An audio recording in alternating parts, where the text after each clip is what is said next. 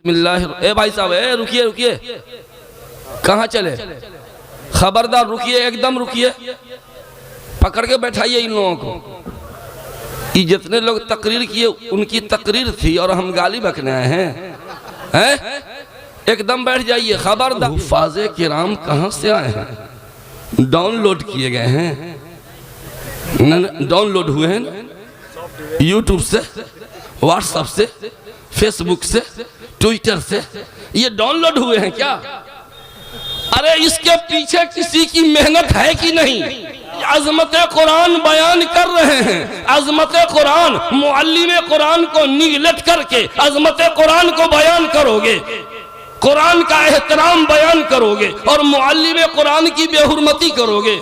नहीं, ये दोगली पॉलिसी है, ये दोगली। इशारे किनारे में शकील बिन शरफ ने कहा कि ये मेरा फर्ज बनता है कि मैं उसके हाथ धुलवाऊं। सुने, तवज्जो चाहता हूं, ये मेरा फर्ज बनता है कि मैं उसके हाथ धुलवाऊं। सुना है उसने मेरी जात पे कीचड़ उछाला।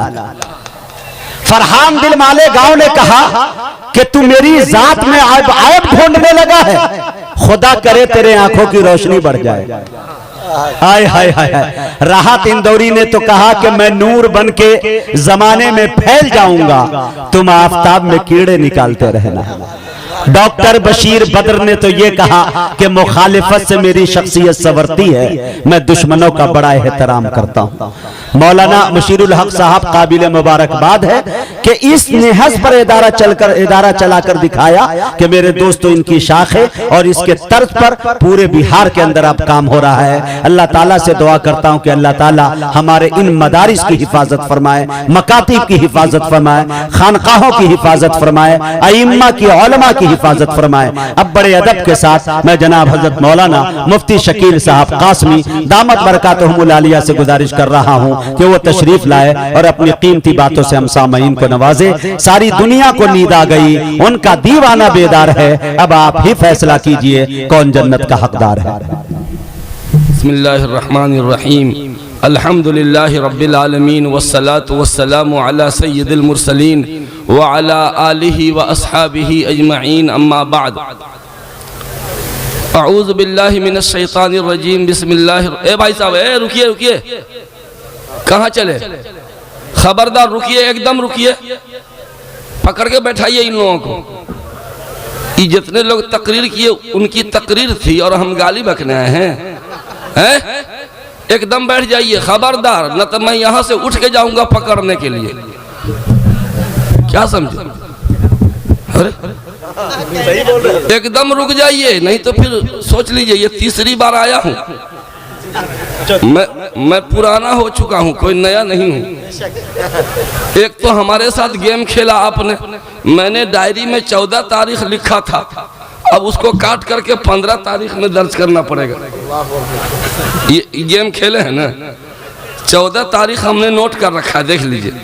अब उसको काट के 15 तारीख चढ़ाना पड़ेगा। आइंदा हम बदला लेंगे, 15 का टाइम देंगे तो एक दिन बाद 16 को आएंगे। तो थोड़ी देर, बस 15 मिनट का तो वक्त मिला है।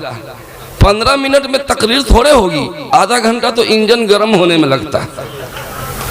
तकरीर शुरू होने से पहले तकरीर खत्म हो जाएगी। यूं कहिए कि तासुरात पेश करने के लिए मुझको सिर्फ कहा गया है, क्योंकि इतने वक्त में तकरीर कहना मुमकिन नहीं है। बहर क्या अजीज दोस्तों, ये वक्त तकरीर का नहीं है, तासुरात मैं पेश करता हूं। मैं घूम घूम के एक शिकायत कर रहा हूं। मैं फूल का गुलदस्ता नहीं लेके आया, पुरखार वादियों की सैर कराना चाहता हूं आपको। आंवला पाई के लिए तैयार हो जाइए। इतने बड़े बड़े कांटों से गुजरना होगा कि पांव में जूता भी पहने हैं तब भी कांटा चुभ जाएगा आपको। अल्हम्दुलिल्लाह, ये तीसरी बार आया। इस बार का जलसा पिछले दोनों जलसों से मुमताज देखा, कई जिहत से मुमताज है। मैं हर जगह दस्तारबंदी के जलसे में जा रहा हूं, यहां कुछ नया आइटम मैंने देखा। कहीं भी हुफ़ाज़े किराम के वालिदैन की इज्जत अफजाई होते मैंने नहीं देखा। अभी तक जिंदगी में। अभी अगला गियर खोलने वाले हैं, सुनिए ना पहले क्या बात है। अभी तक जिंदगी भर में हुफाजे किराम की तो इज्जत अफजाई हुई, पगड़ी मिली, हार मिला, बैग में कुरान पाक, मुसल्ला, तस्बीह और टोपी और न जाने क्या क्या। लेकिन पहली बार हुफाजे किराम के वालिद साहब को स्टेज पर बुला करके उनका मान सम्मान किया गया, उनकी इज्जत अफजाई की गई। ये मेरे दिल की आवाज थी, क्योंकि कल मैदान हश्र में सिर्फ हुफाजे किराम की पजीराई नहीं बल्कि हुफाजे किराम के वालिदैन की भी पजीराई होगी। तो जो कल मैदान महशर में होने वाला है उसकी एक झलक।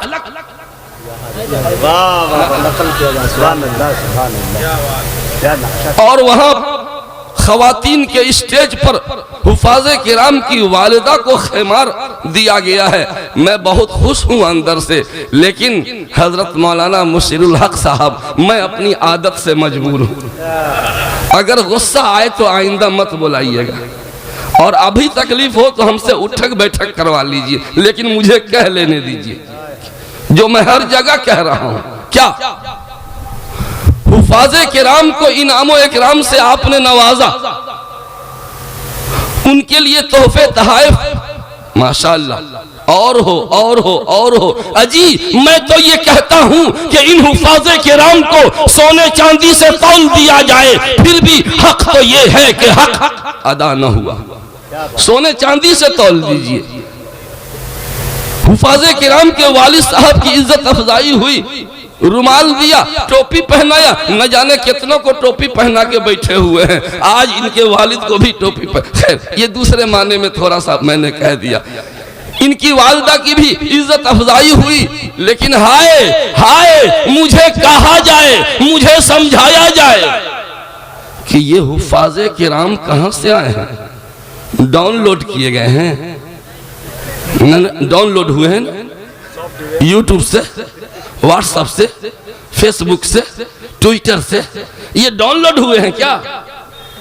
अरे इसके पीछे किसी की मेहनत है कि नहीं? किसी का पसीना बहा कि नहीं? किसी की आंख की नींद उड़ी कि नहीं? किसी की तवानाई सर्फ हुई कि नहीं? कौन? इन हुफाजे किराम के असातिज़े किराम। हाय हाय हाय,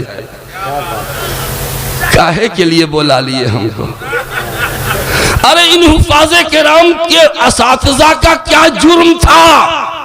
इन्होंने हाफिज बना के कौन सा जुर्म कर दिया? क्या उनकी इज्जत अफजाई नहीं होनी चाहिए?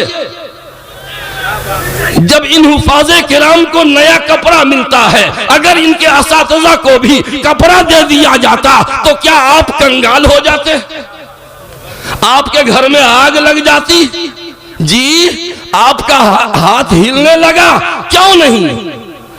आप में से कोई धड़कता दिल वाला, सुलगता दिमाग वाला नहीं था जो खड़ा होके कहता कि हजरत मौलाना आपने सबको नवाजा, मैं इनके असातिज़ा को मैं कपड़ा पहनाना चाहता हूं।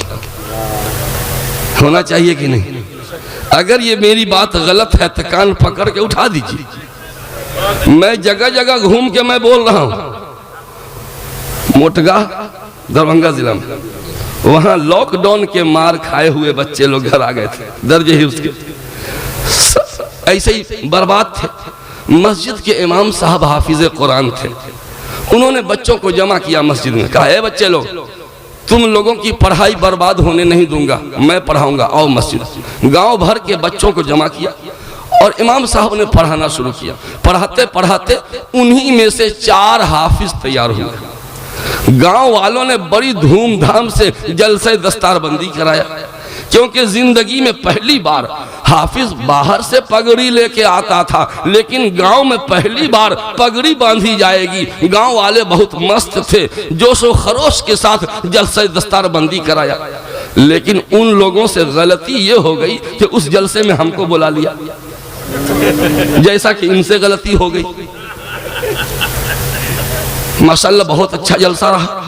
हुफाजे किराम की पगड़ी बांधी गई और रुपया का हार 4 अदद रुपया का हार मुझको दिया गया कि हजरत आप अपने हाथों से चारों हाफिज को पहना दीजिए। उसी वक्त मेरे अल्लाह ने मेरे दिल में बात डाला जो कभी सोचा भी नहीं था। मैंने कहा ये बेईमानी वाला काम मैं नहीं कर सकता, ये नाइंसाफी वाला काम मैं नहीं कर सकता। 5वां हार कहां है? 5वां हार जब तक नहीं आएगा मैं नहीं पहना सकता, आप पहना लीजिए। कहा हजरत नहीं 4 हाफिज है। जी जी मैं देख रहा हूं 4 ही हाफिज है, मैं कोई अंधा नाबीना नहीं हूं, फिर भी कह रहा हूं कि 5वां हार लाइए। फिर मैंने कहा था कह रही 4 हाफिज को जो उस्ताद हैं उनके लिए भी एक हार हो जाए तो क्या हो जाएगा, आप हार जाएंगे। उसी दरमियान 2 मिनट तक मेरी तकरीर चलती रही गरम गरम। एक नौजवान हाँफता कांपता पसीना में डूबा हुआ 5वां हार लेके दौड़ा दौड़ा आ गया। कहा कि हजरत ये ले आए 5वां हार, पहना दीजिए। 12 बजे रात में दुकान खुलवा के हाजिर कर लिया। मैंने कहा देखिए आप लोग कहते हैं मौलवी मौलाना की बात में कोई असर ही नहीं, देखे ना एक बोली में दिमाग सेंटर पे पहुंच गया ना, असर है। आज के गए गुजरे दौर में भी कुछ न कुछ असर है। तो मेरे भाइयों 5वां हार आया और सबसे पहले मैंने हाफिजे कुरान के उस्ताद मुअल्लिमे कुरान को मैंने हार पहनाया, फिर 4 हाफिज को हार पहनाया। मजलिस में मास्टर मिन्नतुल्लाह साहब थे, वो 4 अदद चेक स्टेट बैंक का चेक काट के लाए थे 4 हाफिज के लिए इनाम। 1500 रुपया का चेक था, 1,500 हजार का। उनको पता ही नहीं था बेचारे को कि ऐन वक्त पे जो है ना खिंचाई हो जाएगी। अब हम ऊपर से ये 4 चेक लेके आए हैं, अब हम करें तो क्या करें। बेचारे खड़े हो के हजरत हमको नहीं मालूम था 4 ही चेक लाए हैं, हम वादा करते हैं चेक बुक घर पे रखा हुआ है, घर जाएंगे लाने तो आपकी तकरीर छूट जाएगी। मैं सुबह इमाम साहब को भी चेक दूंगा और बढ़ा के दूंगा, आप मेरी जानिब से ये तोहफा हुफाजे किराम को दे दीजिए। मजलिस में उन्होंने वादा किया तो मैंने 4 हाफिज को 1-1 अदद चेक थमा दिया। मैंने मजलिस को कहा लोगों आज भरे दरबार में भरे मजमे में मैंने मुअल्लिमे कुरान आलिमे कुरान हामिले कुरान का इकराम करवाया है, मान सम्मान करवाया है, इज्जत अफजाई करवाई है। अगर मेरे परवरदिगार ने मेरे सिर्फ इस एक अमल को कबूल कर लिया इंशाअल्लाह मेरी बख्शिश के लिए काफी और मेरे वालिदैन की बख्शिश के लिए भी काफी, और आप में से कोई रोक नहीं पाएगा। इसलिए आइंदा ख्याल कीजिएगा, अगर हो सके तो सुबह तक मेरी शिकायत दूर कर दीजिएगा, या अलग से असातिज़ा की मजलिस बुला करके असातिज़ा के लिए भी तोहफा होना चाहिए ना, कर दीजिएगा ना। बुरी ना लगी मेरी बात, अब बुरी लगेगी तो क्या कर लीजिएगा, बुरी भी लगेगी तो कर क्या लेंगे, सेहत ठीक है अल्हम्दुलिल्लाह।